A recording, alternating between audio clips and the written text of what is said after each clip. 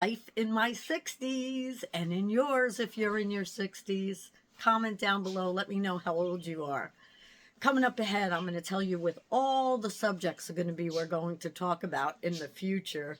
Just in case you're interested, they're all things that have to do with my life and my husband's lives and other people whose names I'll never mention, but just to get an idea of this age group. I'll also be doing surveys eventually with you guys. So let's talk about body odor and how that changes. Now, it may not change where it's worse in the spot, but now there are all new spots where perhaps if you gained a little weight, you can add some smells to. What do you do? What do you do if all of a sudden under your flapping belly, it's smelly? Some people even get irritation. Some people get redness where it burns. What do you do? I'll tell you what I do. I use antiperspirant there too, wherever. Not wherever ever, but if I have little places that I know, hey, that might be smelly. Now that I'm older, I'll put some deodorant on. Antiperspirant deodorant. I don't even know. I think I buy the one that has both. So, how about birds? Can we talk about birds? Do any of you have birds? I'd love to know. I've had birds in my past, but now I have two that, don't pay any attention to me whatsoever. They're fraidy cats. They're fraidy birds. And, I think that this was probably one of the worst videos I will ever do because I'm talking about odor. Where do you get odors? You can let me know anonymously. I'll tell you where I have been hearing people get odors now that we're all older. They get them under their boobs, if they have big boobs. They get them in between their boobs. They get, if you're a little heavy, right there. And some of them say they get it in the leg area that's right where your leg attaches to your woohoo. Yeah. So, I don't know. I don't know what made me talk about this today, but I told you I want to be real. And this is as real as you're going to get. When you're 62 and you're talking smells, that's real. So, now I also notice, excuse me, I used to notice this on my dad and my grandma and other people. I'm not there yet, okay? But, certain people won't wash their hair for 2 or 3 weeks. Some of them a month. I don't know how. I have definitely cut down. I don't do it every single day because they say it's better for you if you don't.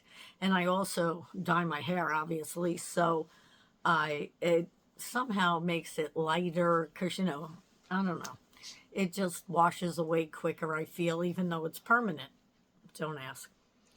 So, so let's talk about dyeing hair. Oh, ladies, gentlemen, why do I have these on? So here's how I feel. When I see a man with salt and pepper hair, I think it's wonderful. I think they look handsome. I think it's distinguished. It's beautiful. I don't know why. I think about Richard Gere, that type of hair, even George Clooney, but anybody, not stars. I'm just trying to give you examples.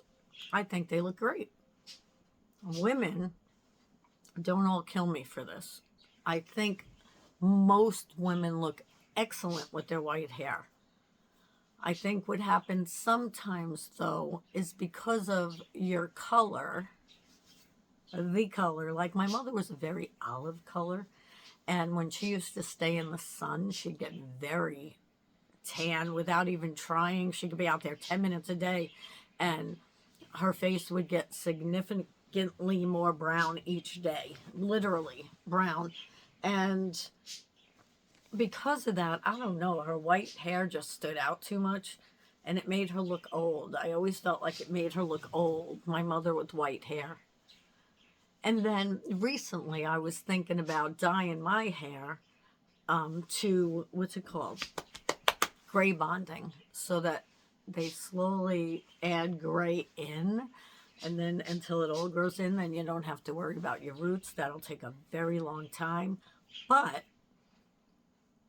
I let it go like 3 months, and then I had to put it back. I had to dye it again. Yeah, because I felt old. But that's everybody's different view. I don't know how I got that view, because my mother did let her hair go white. I think before that, she had that view. And I think what happens sometimes, because I've asked some people, you know, why they let themselves go white in a very nice way. You know, I tell them, I'm thinking about it. What made you decide? And they say they're just too lazy, or they just don't feel like doing it anymore, or it's too much work. Some of them used to go to the beautician, as they call it. They don't like doing that anymore. For me, I used to get it done monthly, and it just costs too much. It's not worth it to me right now to have someone else dye it, so I dye it myself once a month. Sometimes a little sooner, because my hair grows very fast. Not complaining, happy about that. Though right now I need to get some style in it, because when it gets too long, it gets limp. And my hair also is a different texture. Let's see if I could see it.